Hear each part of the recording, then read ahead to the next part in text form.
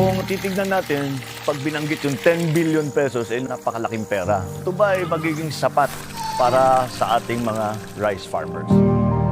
The Philippines is primarily an agricultural country with a land area of 30 million hectares, 47 of which is agricultural land. However, Filipinos still faces agrarian disputes, and some of which are the farmers become poorer, lack of government support, unequal distribution of land, and lastly, farmers are forced to migrate to urban areas. These problems can be traced back throughout the Philippine history, starting from the pre-Hispanic period. Because of their geography and society, pre-Spanish Filipinos were not well integrated. They lived in villages and barangay ruled by chiefs and datos. They believed that this land is our God gave this land to us. Therefore, everyone has access to the land and the fruit of their labors. The only medium of exchange during this time is rice served. They also practice the concept of stewardship that believes the importance of the relationship of humans to nature. Either kaingin system or plowing of land is their method before planting. Spanish period. United we stand, divided we fall. Spaniards introduced Pueblo agriculture. Native families were given 4 to 5 hectares of land to cultivate. Due to this, natives have no power in the land since the land assigned to them was owned by the Spanish king. Their agricultural products served as the payment to their colonial tributes to the Spanish authorities. Additionally, they brought the notion of encomienda, or royal land grants. Through this, the encomienda gained the right to collect the tributes from the Indios or natives. These brought to the abuse of their power that leads to the reduction of freedom of the natives and become share tenants. American period. This era was entitled as Long Live America, since America was the one who benefited from their own laws. During this period, the American colonial government of the Philippines passed land acts designed to turn landless peasants into freeholders. The torrent system that the Americans implemented didn't solve the problem completely. Instead, it exacerbated the land ownership crisis through eliminating the limits and the extent of land holding that could be held. Japanese period. It is known as the era of Hukbalahap or Hukbong Bayan laban sa mga Hapon. The group took over large swaths of central Luzon. Landlords who supported the Japanese lost their estate of peasants. Meanwhile, those who supported the Hooks received fixed rents in their favor. Unluckily, the end of this conflict also results in the end of peasants' gain. Agrarian Reformation had a long history in the Philippines. From the early days of the nation to the contemporary era, various agrarian reforms and programs have been enacted and established throughout the century. These laws govern and regulate the rights and relationships between landowners, tenants, and agricultural workers. After the Philippines had achieved sovereignty from Spain and fell under the rule of the Americans, significant legislation of agrarian reforms were taken into action. To name a few laws like Philippine Bill of 1902 assessed the hectares acquired by private individual and corporations, establishing 16 hectares for private individuals and 1,024 hectares for corporations. Another, the Public Land Act of 1903 that introduced the homestead system in the Philippines. This system focuses on granting public land for people like farmers to build agricultural homes for the purpose of land cultivation. Moving forward to the Commonwealth period, the agrarian laws include Commonwealth Act No. 178, an amendment to Rice Tenancy Act No. 4045 in 1936, which provided control in the landlord-tenant relationships by promoting the well-being of tenants on lands that are purposed for rice production. Next is the National Rice and Corn Corporation, NARIC, in 1936. which established the price of rice and corn that significantly helped tenants and consumers who experienced poverty. I am authorized and directed by the President of the United States to proclaim the independence of the Philippines as a separate and self-governing nation. After the Philippines gained independence from the United States in World War II, land tenure laws remained the same. The subsequent Philippine presidents tried to revise the tenancy laws to improve agrarian conditions. Notable laws have been enacted like Executive Order No. 355 issued on October 23, 1950 by the late President Elpidio Quirino, which replaced the National Land Settlement Administration with Land Settlement Development Corporation, governing the responsibility of Agricultural Machinery Equipment Corporation and the Rice and Corn Production Administration.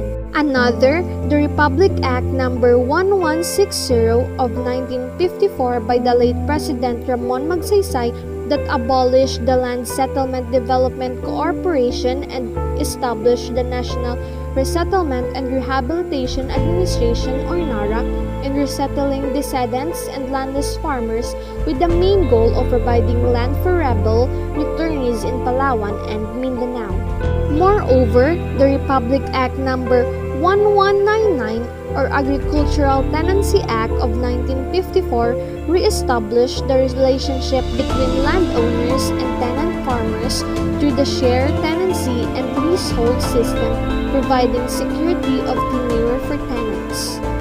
Next is the Republic Act No. 6389, Code of Agrarian Reform, and RA No. 6390 of 1971 by the late dictatorial President Ferdinand Marcos, establishing the Department of Agrarian Reform and the Agrarian Reform Special Account Fund.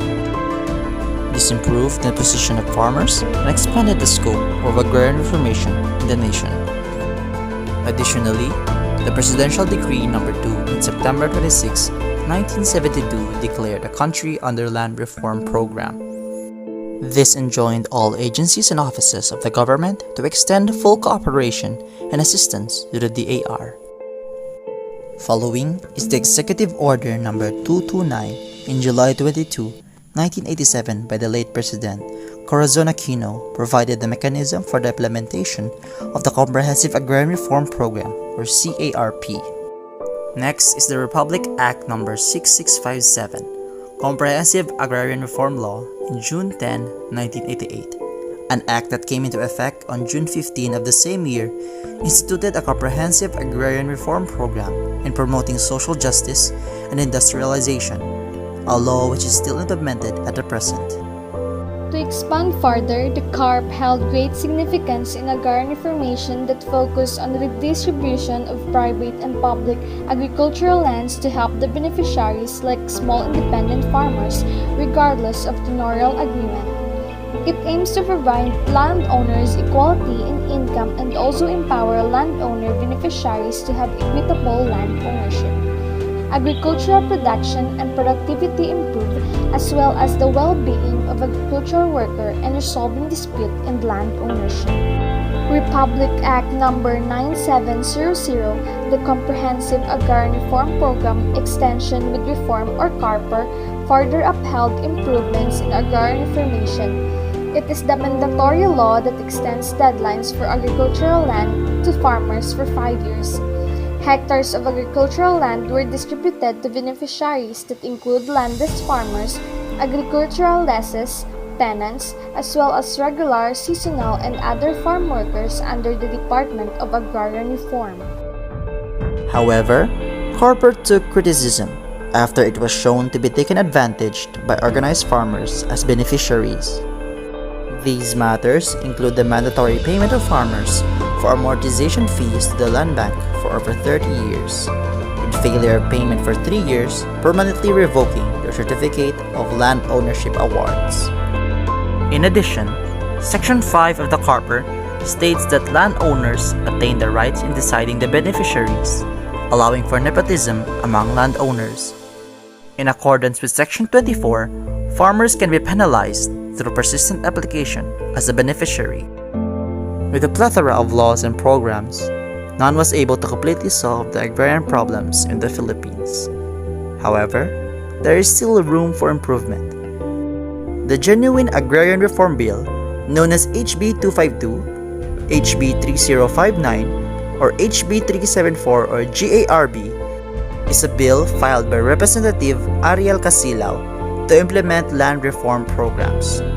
This bill focuses on the holistic approach in resolving landless farmers in the country, with the main goal of agricultural land distribution with no cost to the beneficiaries, with a condition that the distributed land cannot be sold by beneficiary farmers. Farmers are the feeders of the country.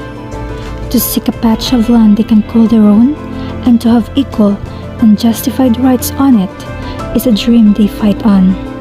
Agrarian reform is always on the list of all the leaders of the country.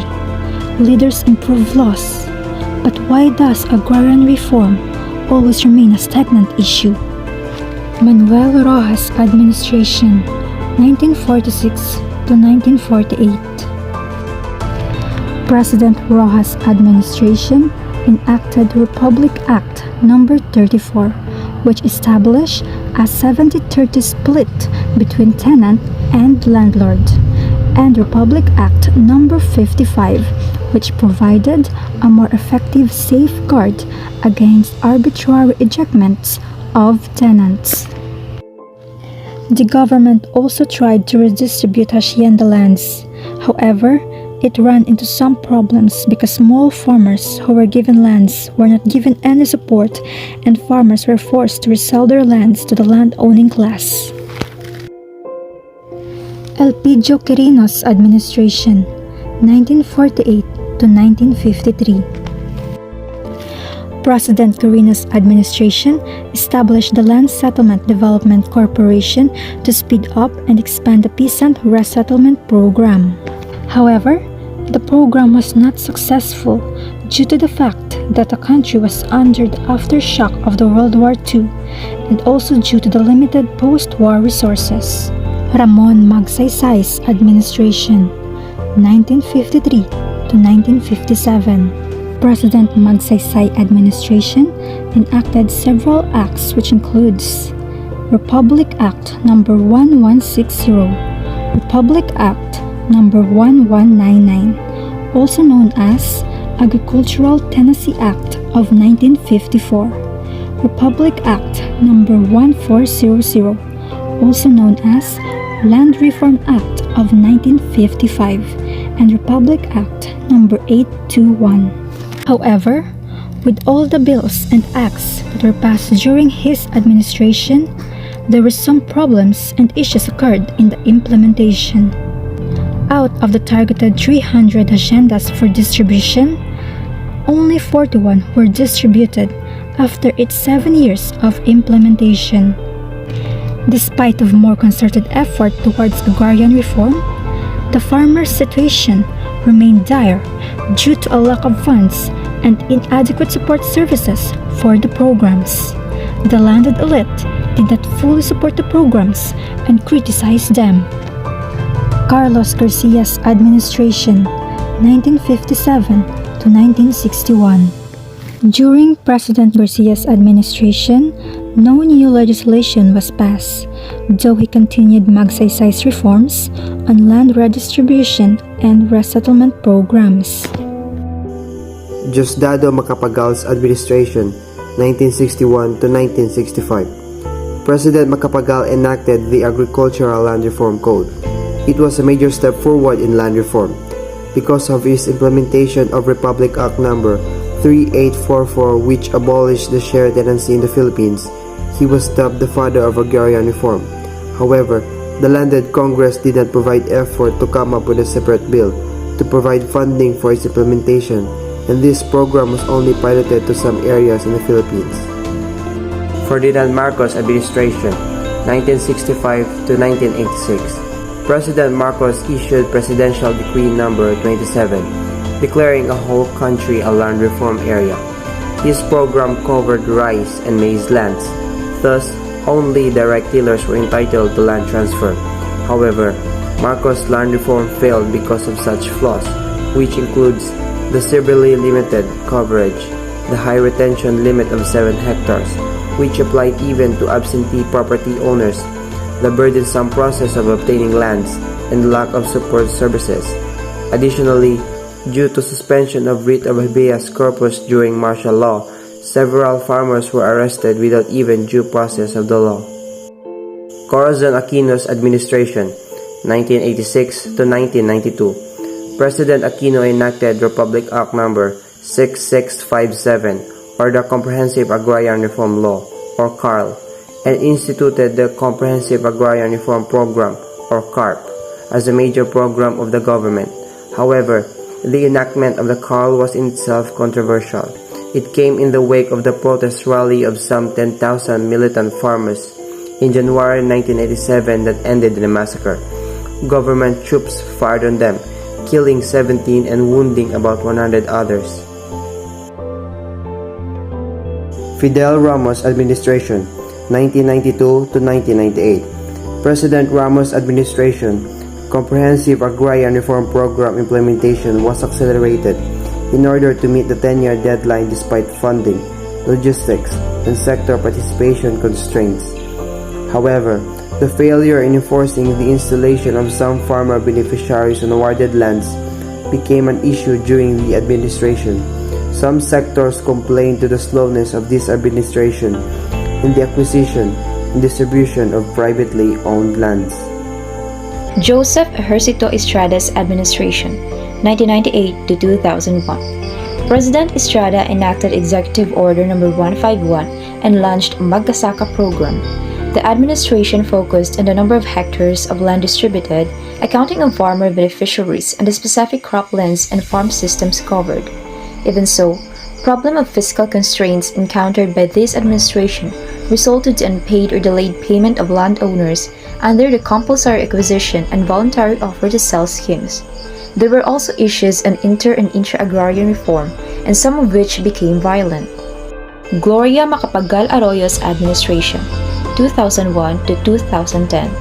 President Arroyo has adopted the Bayan-Anihan concept as the implementing framework for CARP and launched Kalahi Agrarian Reform Zones and signed into law the Comprehensive Agrarian Reform Program with extension and reform, or known as CARPER. But the signing of CARPER is considered faulty because it has only triggered massive migration to urban areas, which leads to squatter problem in cities. Peasants are only prompted to move to cities and urban centers in search of alternative livelihood and jobs, which ultimately result in worsening poverty. Benigno Aquino III's administration, 2010 to 2016. President Aquino created Agrarian Reform Community, Connectivity, and Economic Support Services, or ARCSES, to provide strategic and sustainable support services to agrarian reform beneficiaries. Still, Aquino has not demonstrated any serious commitment to complete the CARP.